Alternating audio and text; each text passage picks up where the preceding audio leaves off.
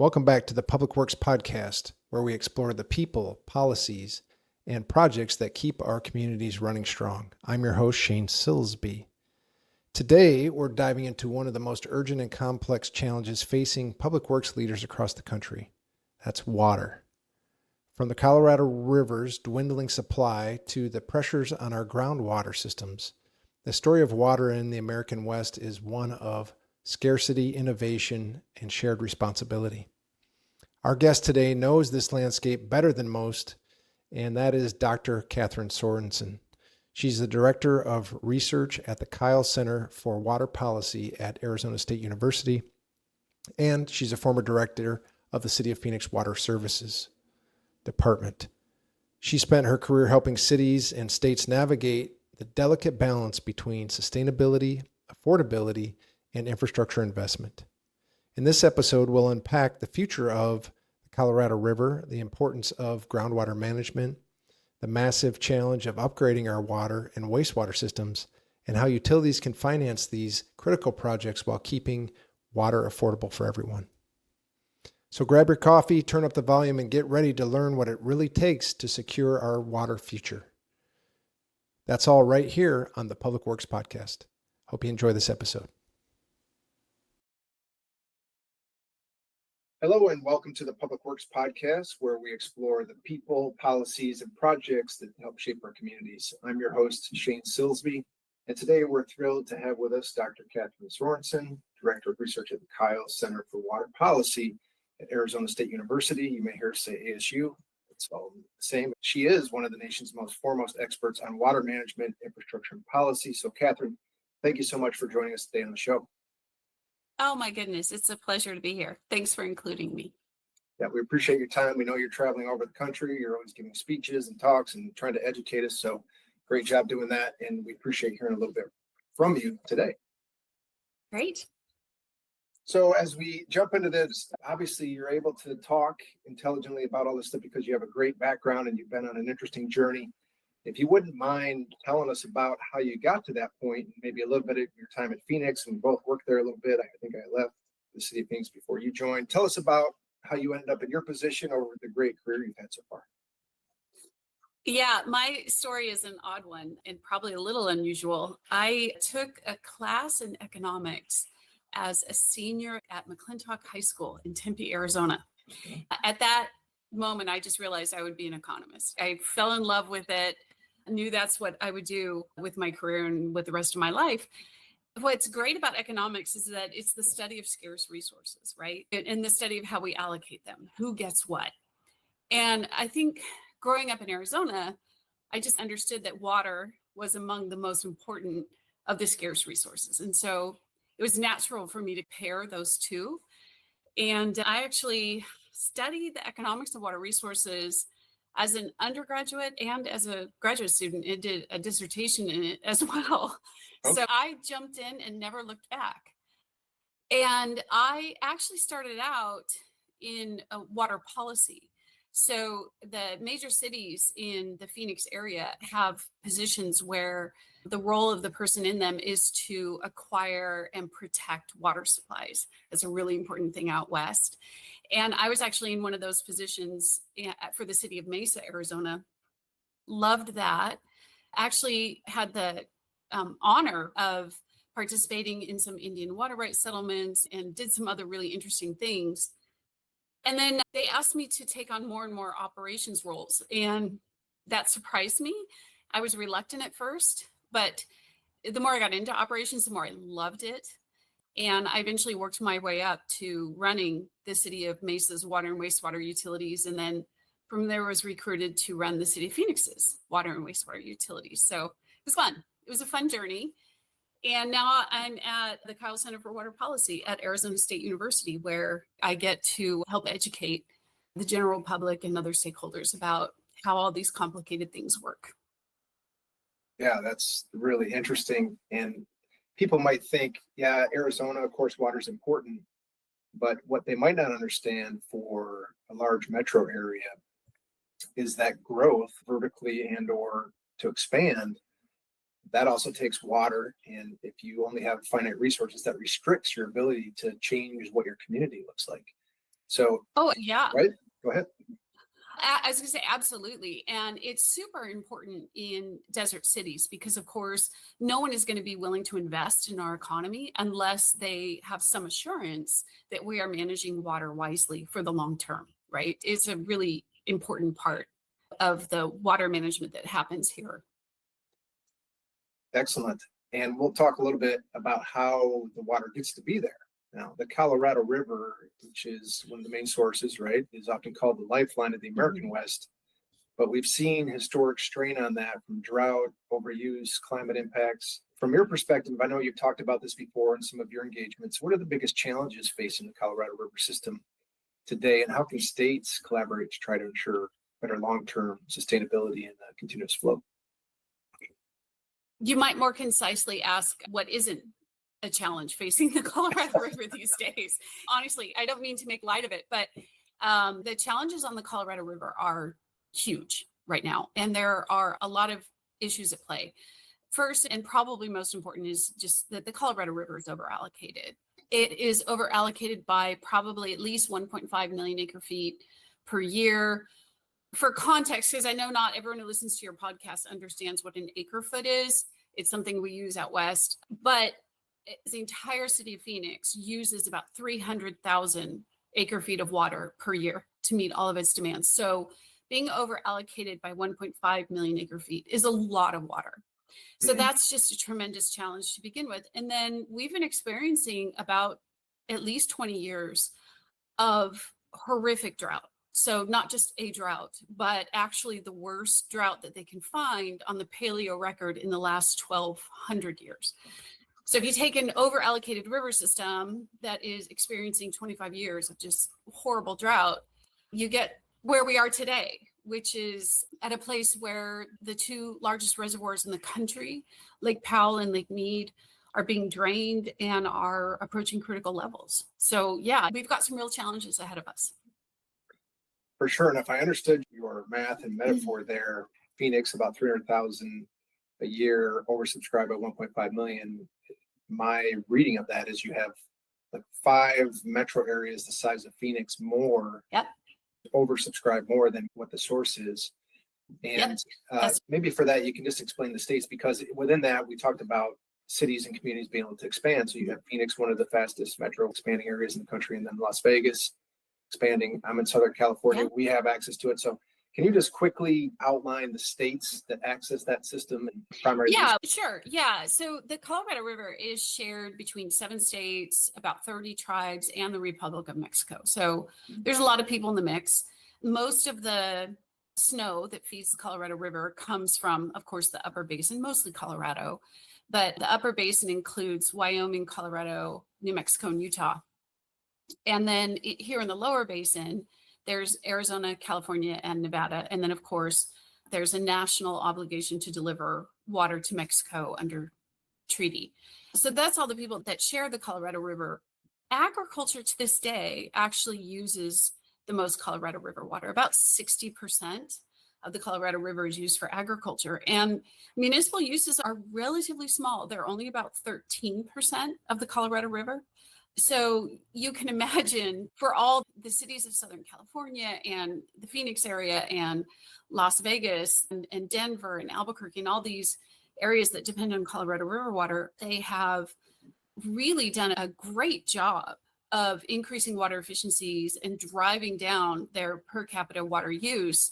If you're only 13% of the water in the first place, it's really hard to get to the water use reductions that are necessary to bring the system into balance. We really need the participation of agriculture and Mexico as well. That's interesting. I didn't know that fact, so thanks for educating me on that. We hear a lot about initiatives that cities are doing. I know Phoenix is working on their advanced water purification initiative. In Southern California, we have a lot of pure water initiatives, which is recycling of it, or potable reuse, or direct potable reuse, or indirect potable reuse. But that's only affecting the 13% is what you're saying there. And so we still have this big issue of agriculture, which is needed, obviously. They don't really have another option, right? Once water goes into the plants, I mean, that's kind of it. So that'll be interesting to see what technologies or solutions come on the horizon? Maybe you know of some that you're hearing out there, but that's a big percentage. Yeah. It is a big percentage and it's tough, right? To your point, a lot of the nation's winter produce is actually grown in Yuma in Arizona and then in the Imperial Valley in California. And some of the agriculture could potentially be grown elsewhere. We grow a lot of alfalfa, a lot of cotton, hay, other things like that, that probably could be replicated elsewhere in the country. But those winter vegetables are tough, right? Can't grow those in cold climates. I guess my main point is that unless there are significant water use reductions by agriculture alongside significant water use reductions with cities, it's going to be really hard to solve this problem. The scale of the problem is very large. So we have these uses. We talked about agriculture. We talked about urban. You just have the environment that needs some of that water, obviously. But what role do the government levels play in this, the federal, state, local, in trying to look at water sharing agreements or negotiations for all that, or policy? What are your thoughts on the different levels of governments play in this? Yeah, I mean, they're all really important. The federal government actually operates the major reservoirs on the Colorado River system. The Secretary of the Interior is what's called the water master here in the lower basin states. So the federal government has a lot of direct control over how the reservoirs are operated and what the shortage conditions might be. It's within the Secretary of the Interior's authority to declare shortages on the Colorado River and to say, hey, there's not enough water to go around, and then to allocate that water according to priority. So the federal government plays a really big role, but also in terms of funding. And that's not uncommon, right? The federal government funds not only major infrastructure projects out west, but also infrastructure projects out east that are more geared towards flooding, flood control, beach protection, those types of things. It's common for the federal government to be very involved in large scale water projects. And they are on the Colorado River as well. More to the point, the federal government has provided in recent years a lot of funding for drought mitigation on the Colorado River. And that's been really important as well. At the state level, of course, 7 states share the Colorado River, and they are parties to an interstate compact that kind of details how the river is shared. That compact is under stress because the flows of the Colorado River have been in decline. We are looking at a point where it may very well be the case that the states begin to sue each other over compliance with that interstate compact. So that may be on the horizon, unfortunately. Interesting. Yeah, and then at the local level, of course, you have the water wholesalers like Metropolitan Water District, Southern Nevada Water Authority, the Central Arizona Project, Central Utah Project. But then at the even more local level, you have the utilities that hold the responsibility to make sure that safe, reliable tap water is delivered day in, day out. So it's a really complex governance structure. And then, of course, you add in the tribal sovereigns. They are sovereign. States do not have control over the tribes. And, of course, the treaty with Mexico. So there's a lot going on. Yeah, that is a lot. Real quick on the federal side, you're the expert here, but if I recall correctly, the Bureau of Reclamation, I think, received $5 billion for the Colorado River system in the Inflation Reduction Act. With the changeover in the administration, all of that, I'm not sure if that funding stayed in place, if BOR is able to move that through. Yeah, it mostly has stayed in place. Okay. But, looking to the future, federal money is always wonderful, right? Who is going to say no to federal money? But I don't think it's sustainable. I don't think that the federal government is going to be willing to continue to pay the stakeholders in the Colorado River Basin to not use water, right? Mm-hmm. So I think that'll be super interesting to watch as well. And it's difficult to get to the level of cuts necessary to stabilize the Colorado River system without that money by just using involuntary cuts. You can imagine those are politically extremely unpopular. Sure. Yeah, I think we're in for kind of a wild ride on the Colorado River over the next year or two. Yeah, you can only have a wild ride if there's water in it, right? That's so true. We talked about trying to make reductions and be more smart about that or sustainable about that or get people to try to reduce their use. But I presume there isn't a way to increase the flow available, right? We're in these droughts and all that stuff, just a climate issue. You're not going to maybe get more snow. Just to open it up real quick, there's not a way to increase the source, I wouldn't think. There are ways, but most of those means are not at the scale necessary to really confront the problem. What I think you might say is that there's not a silver bullet, but there might be some buckshot, right? There might be some cloud seeding efforts that could be useful to create more snow in the upper basin. There's research ongoing about that. Of course, desal is a great way to create a new water supply, but as in Southern California, it's extraordinarily expensive. And even in Southern California, it really hasn't been deployed at the kind of scale necessary to approach the problem on the Colorado River.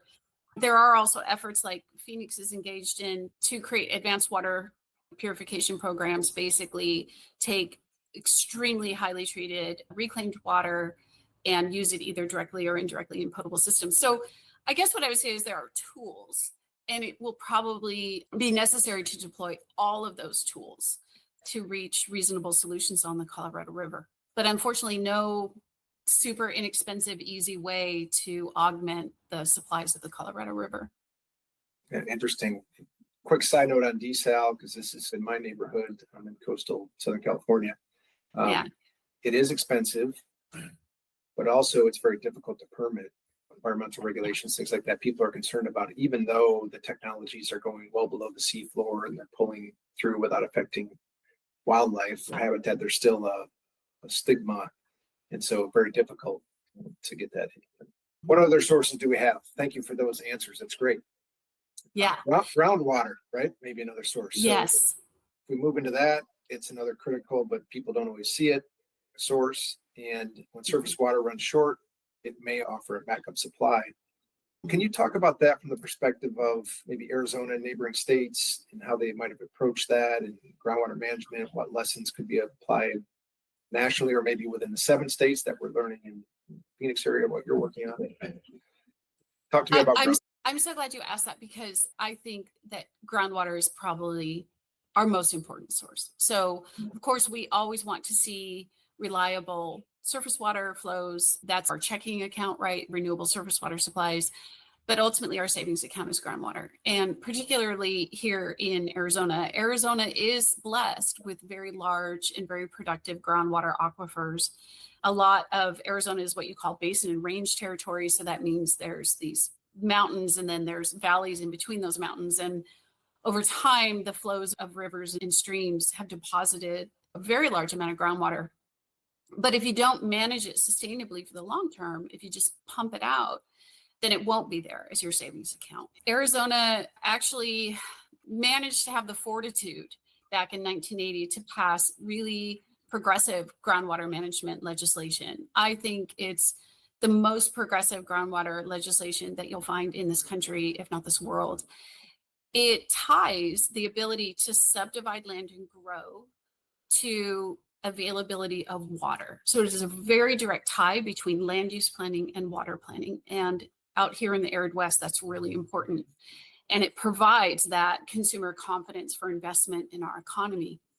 The rules are, of course, complicated because human governance structures are always complicated, but fundamentally, it discourages the use of groundwater for growth and highly encourages the use of renewable surface water supplies, reclaimed water, and alternative supplies. As a result, Arizona has made just massive investments in renewable water supplies. For the most part, not wholly, but I would say largely has been able to protect and preserve those groundwater supplies so that they can function as a savings account for times of Colorado River shortage or other similar types of events. I think that is a lesson.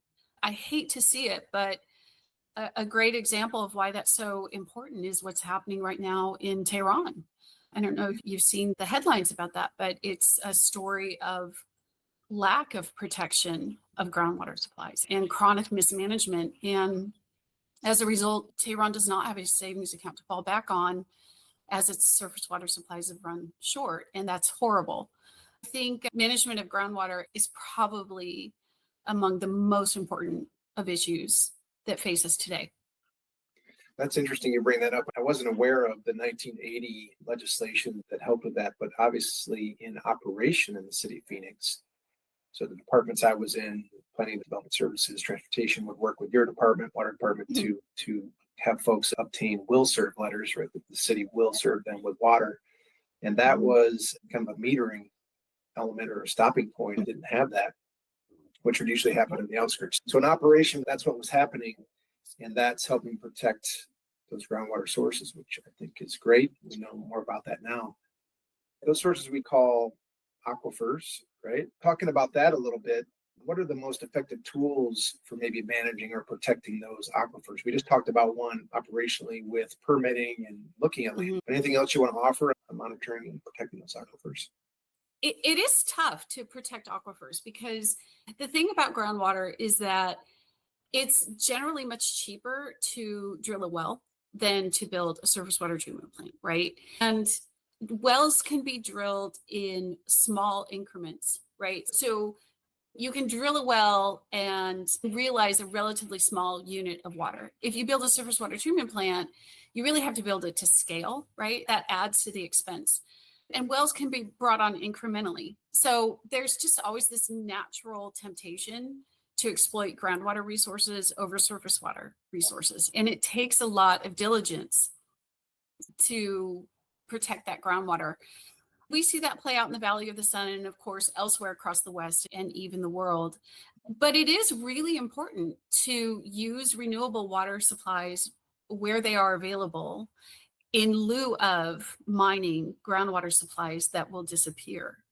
It is more expensive in the short term, but over the long term, if you want to have a sustainable economy, that is the kind of investment that you have to endure in order to provide those supplies over the very long term.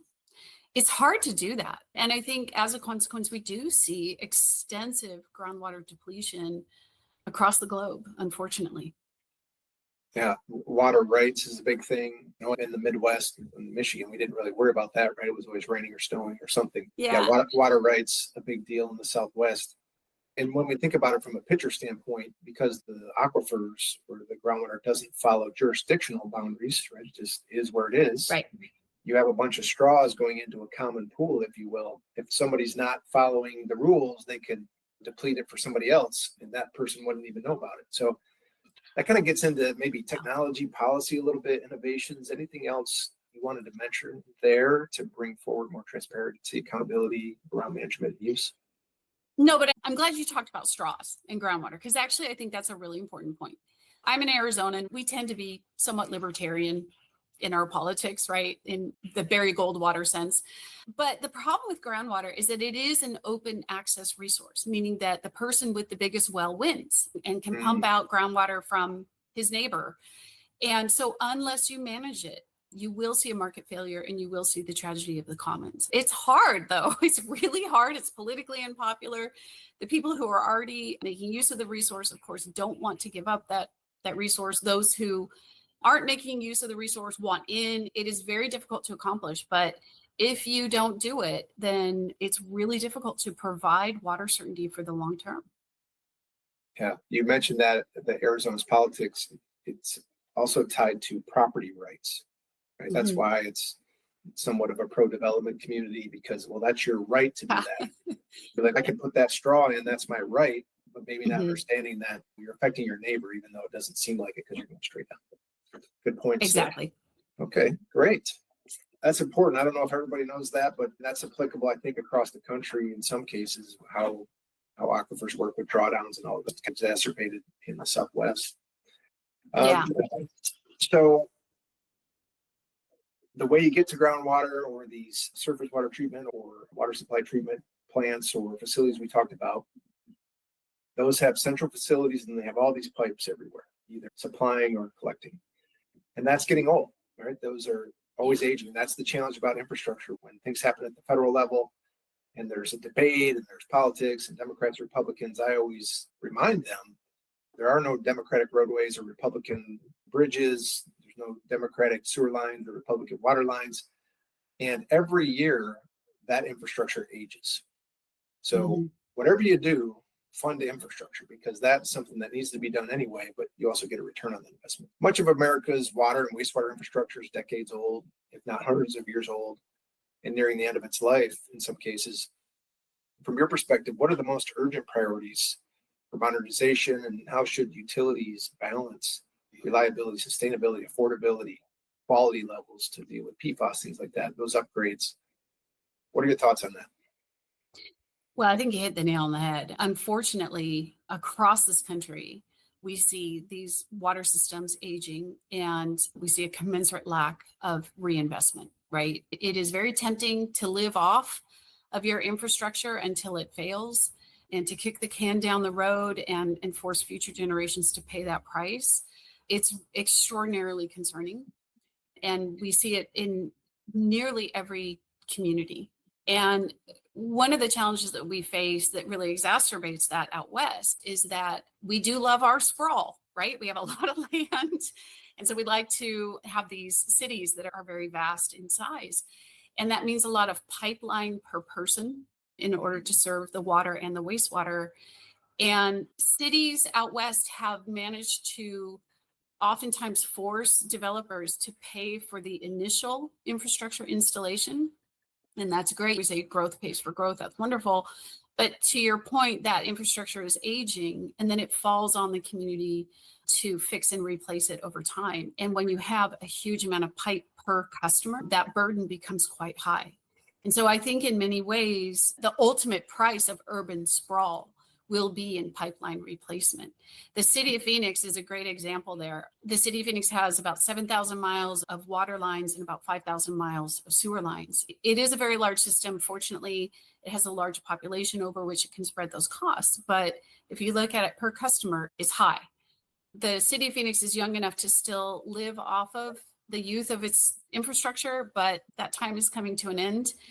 And it's time to reinvest. And of course, you see that across the Midwest and the East Coast where systems are much older. It's really difficult, right? Elected officials who are either directly in charge of these utilities because it's a publicly held utility or are in charge of privately held ones through a corporation commission or similar rate approving board. Elected officials don't like to increase rates, right? It angers their constituents. There are affordability concerns. It's really difficult to do. But at the end of the day, we know the story of the piper, right? If we don't pay the piper, even worse things happen. I think that it is something every utility needs to confront. And unfortunately, while the police departments and fire departments and libraries and parks and recreation departments, they have an advocacy group that shows up and supports them. You know, water utilities, for the most part, don't have that. You don't see people showing up to city councils and saying, I love the water department, right? That's highly uncommon. It's Friends a big of water. challenge. Yeah, where's my Friends of water, right? Yeah. Right. That's Right. interesting. So it's a challenge. As you were talking through that, I was just thinking that the challenge with keeping water and wastewater systems up to date and all that stuff comes down to rates. Elected officials don't like to approve rate increases, although everybody knows if you ask them without focusing on that singular issue, that costs will go up for everything every year, right? There's inflation and cost and degradation adds to a cost. But the private sector seems to be able to do this almost at will, right? You go to the store and whatever price increases, or you go to get gas and the price goes up and you might just complain, but it happens and people adapt and just go, that's the way it is. But when it comes to the government side, since they're constituents and they have somebody they can complain to, now it becomes political. Interesting. Yeah. Once you get past that hurdle, if you do, how can utilities, water, sewer utilities, whatever, plan for replacement and resilience? So they know they have to replace them, but how they replace them and all the issues we talked about earlier affecting those utilities. What are your thoughts on that about replacement and resilience of those moments? It's really important that utilities have a very strong asset management program. And asset management programs, they're dorky, they're boring, right? A lot of the operators and mechanics, they don't really like to use those systems because it's time consuming. If you don't have a really strong asset management system, for one thing, you don't even know what assets you have, and you don't know the last time that, you know, they were repaired or rehabilitated. It's really problematic. So it's almost like back to basics. You have to understand the components of your system and how they're being maintained. I think that's one of the most important things that utilities need to do.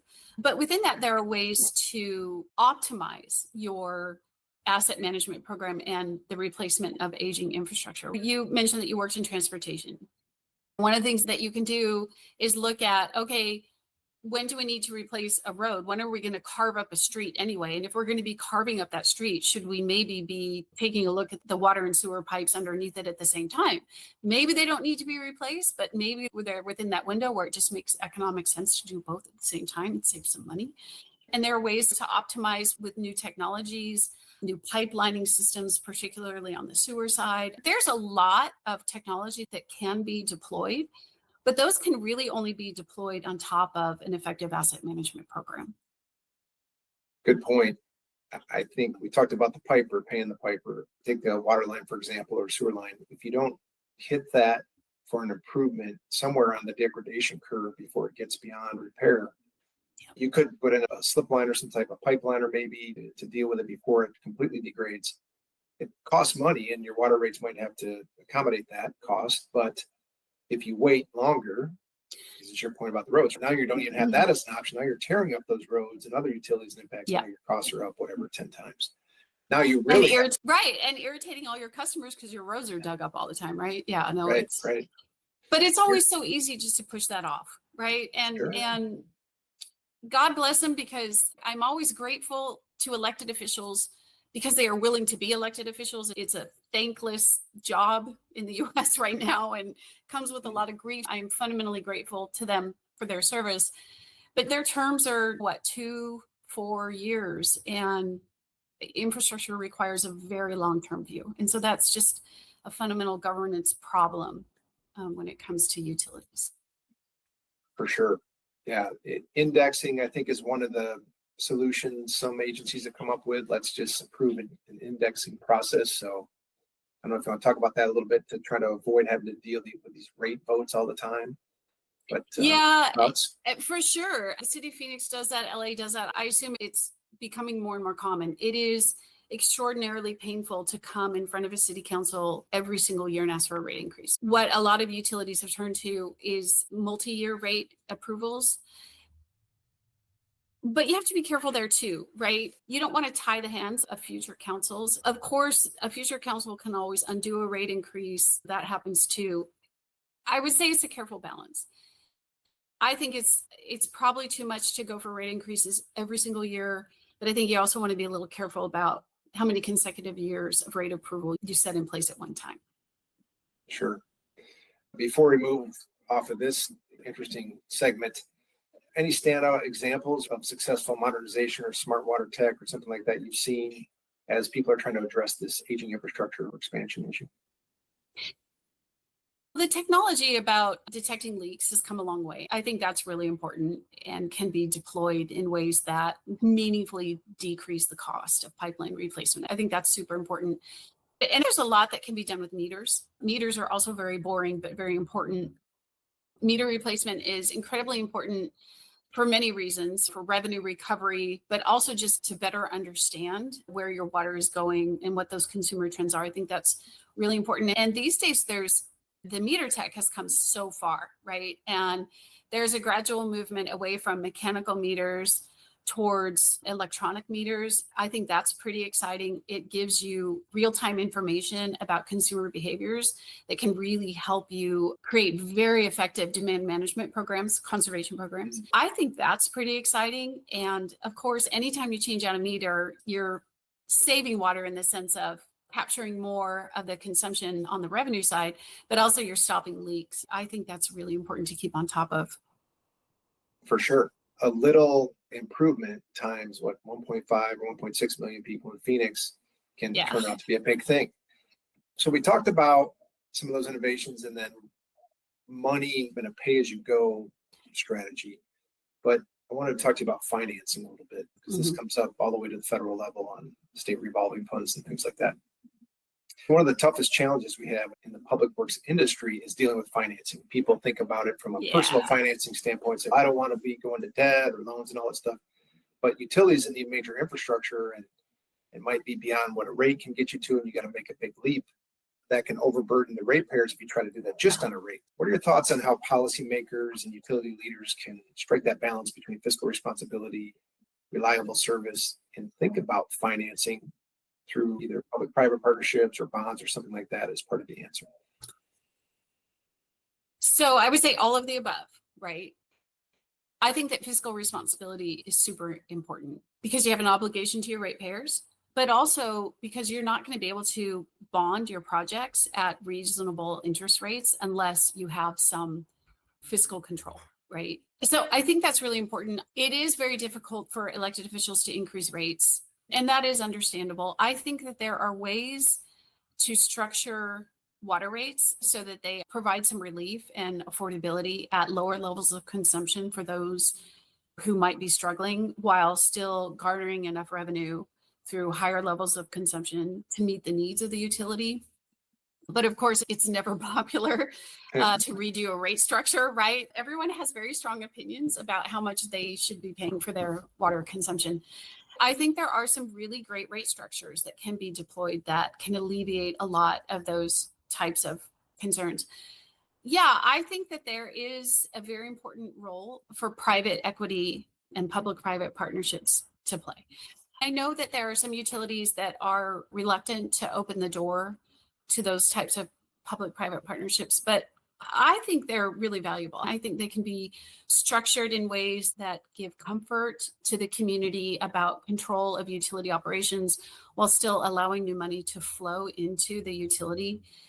And fundamentally, if elected officials are not willing to increase rates to meet the needs of the infrastructure, then that's another tool that can be deployed. I've always been open to it, but I know it can be a little controversial in some communities. For sure.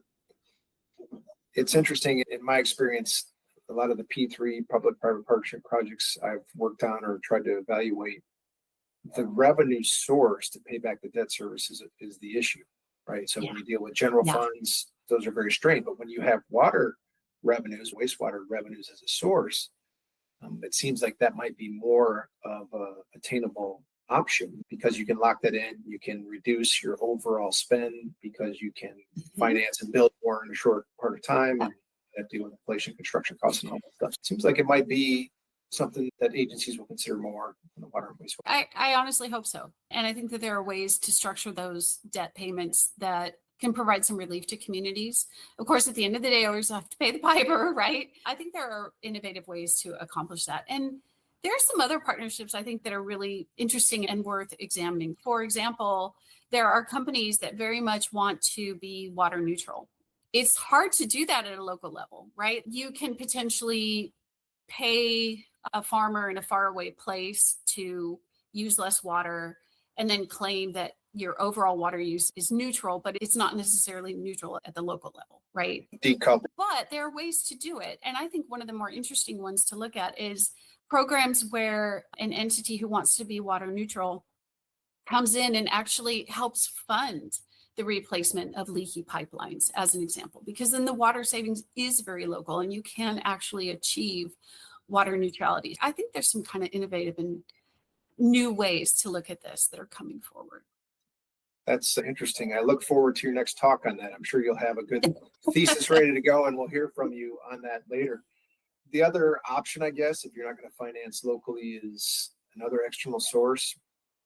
So how do you think the federal government or state agencies might be able to support smaller utilities or mid-sized utilities to close that investment gap? And I say that with ellipses because we know that water funding support is getting reduced at the federal level, SRF funds and things like that. Do you have any other thoughts or things you know about from those levels? I think federal funding is a double-edged sword. I think there's a role for it, particularly in very small, very rural, very impoverished communities. But if you look across the globe to countries where the national government is in charge of funding water utilities, for the most part, what you see are failed utilities.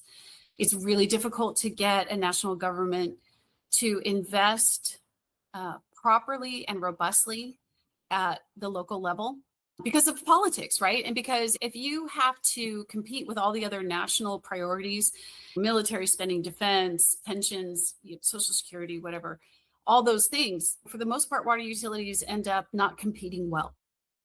And so I think we have to be really careful about that. Federal money is always great. Sure, love it. Who doesn't? But I think that we are best served as an industry by convincing customers of the value of our product, of its worth in terms of what they pay on their monthly bill, and enforcing that revenue where we need to. I think that's the more sustainable road for utilities to ensure their long-term financial viability. Interesting. And through that viability and making those longer term decisions, maybe, and maybe not having to rely on the federal level, even though it might help in the short term or whatever, that can bring some affordability maybe. And I wanted to talk to you a little bit about that. Unfortunately, when you convince the federal government to come in and save a system, and of course we want that. It's heartbreaking to see systems that fail, and no one wants that.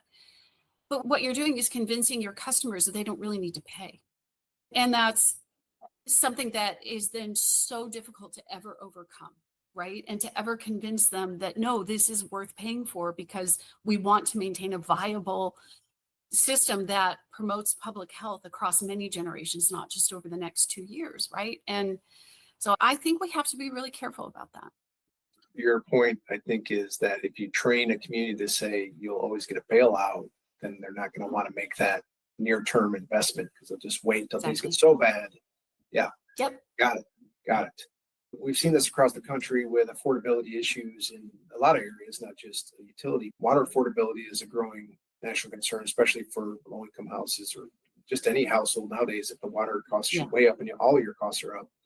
But how can utilities address affordability while still recovering the real cost of the service? So it is all about rate structure, right? I think that you can structure rates to ensure that the cost for basic indoor needs, for your public health needs, cooking, cleaning, washing, sanitation, those kinds of things, is relatively affordable. But then once you start consuming water above that level, it becomes increasingly expensive. I think you can really address a lot of affordability concerns with that type of rate structure. The other thing that's commonly deployed, Phoenix does this as well, is you can have a block of water that basically comes with the fixed charge, right? So that as long as you're paying that fixed charge, you get some amount of water, not for free, it's part of the fixed charge, but it's not part of the consumption charges. I think those types of rate structures can go a long way to addressing those concerns. Affordability is a real concern. Of course, we as an industry want to make sure that every family has access to safe, reliable tap water. But if you are not funding the utility adequately, then no one will have that, right? So it's just this very careful balance between what is right for an individual household versus what is right for the entire community. I'm not saying for elected officials it's easy for them to reach that correct balance, but it is a really important one. One of the things that we did in Phoenix that I would love to see catch on more broadly is the city of Phoenix, especially because it's so hot, right? And so anytime you have to shut off a customer for non-payment, it's really controversial, understandably, but revenue enforcement is necessary if you're going to have a viable utility over the long term. What the city of Phoenix figured out is that instead of shutting customers off, is you could restrict their flows. And this was an idea that the city of Phoenix actually borrowed from electric utilities who were deploying these types of measures, which is super interesting. The city of Phoenix first tried it out as a pilot program. Now it is fully implemented. So the city of Phoenix does not shut people off for non-payment, but it does restrict their flow. If you think about how long it takes to turn on the tap and fill a glass of water, right? It's a few seconds. If your flow is restricted, you can still fill a glass of water. You can still flush a toilet. You can still take a bath. You can still fill a pot to cook some food, but it takes a long time. It's extraordinarily inconvenient. But what that kind of does is parse out who really can pay their bill, but potentially doesn't want to, versus those who are having real hardship. For the most part, if you can pay your bill, once your flow is restricted, it's extraordinarily inconvenient to live that way. And so people are willing to pay. It's not ideal. No revenue enforcement system is ideal.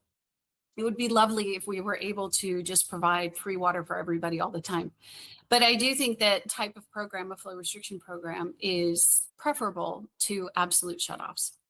So I think there are solutions out there, but those are tough. Those are really tough. when you were going through that, you mentioned a little bit on the energy side where people, I think, are becoming more familiar with peak and off-peak uses and different rates, but you still can use as much as you want. You just pay a different rate at a different time. You can give me your opinion on this, but what might be more relatable nowadays to other generations as well is like Wi-Fi and data upload and download speeds, right? Depending on your program, right? You have a slower download or slower upload, you pay less, but your performance is less. So maybe that's a relatability point as people try to increase that. Great. Oh, absolutely. That's a really good way to think about it. Yeah. Yeah. Good job. Okay. So any other thoughts about affordability, success stories? You mentioned like this capped rate and the way to look at large, small users, things like that. But anything else you wanted to offer there that you might have heard of in the industry as an affordability success story? I think it's really important to partner with nonprofit and religious communities because they bring a lot of resources, but I think more importantly, can also just bring knowledge on the ground. They just know what's happening out there, who's in need, how to best target people for those types of affordability programs. So I think those community relations are just super important. That's great. And that ties into equity a little bit, right? Smaller users pay less, bigger users might pay more, or those can afford. So that's good. So sometimes we talked about some things that are hopeful. Sometimes it seemed maybe a little gloomy, but we're doing our best. You're out there fighting hard. I know that. As we look to the future, what gives you hope about how we can improve the management of water in the U.S.? A couple of things. And let me say, yes, I talked a lot about doom and gloom today, especially on the Colorado River. Yeah, let me give you some hope. I am optimistic, and I'm actually even optimistic about the Colorado River. I am optimistic because the people in the water industry are some of the smartest, most caring, most hardworking people I know. And they are extraordinarily dedicated to their craft, and they continue to innovate. That gives me a lot of hope. I'm also optimistic because of the power of voluntary transactions.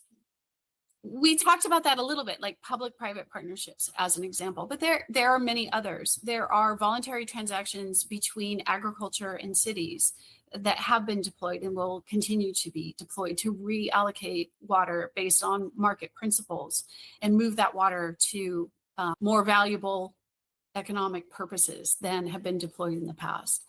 That comes with some painful politics, but those types of voluntary transactions, I think, can really move the needle in terms of finding solutions. I'm actually really optimistic about our industry. I do think that we need to do a better job impressing the value of our products on our customers and our communities. What other product is out there that you can get 24/7 at the exact right pressure, at the exact right quality parameters at this price? It doesn't exist. And I think we need to do a better job of explaining our value proposition in our communities. The safe provision of water is the foundation of public health and economic opportunity in our communities. We need to convey that message. Yeah, that's a great point. Very interesting.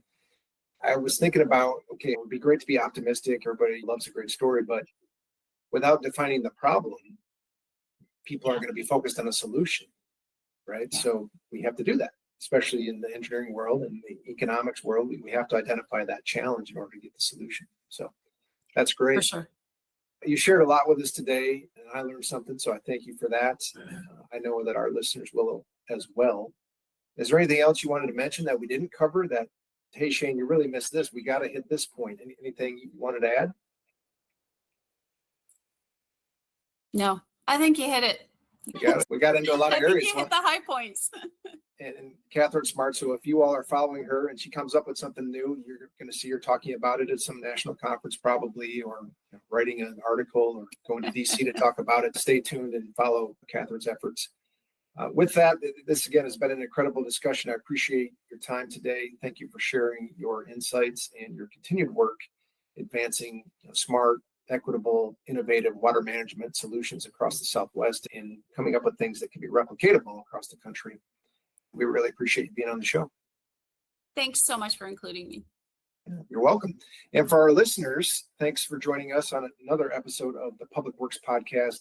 Don't forget to subscribe, share, like, Tune in next time to more episodes as we explore stories that keep our communities moving forward, improving, innovating, and making it safe for people to live, work, and play. Thanks so much.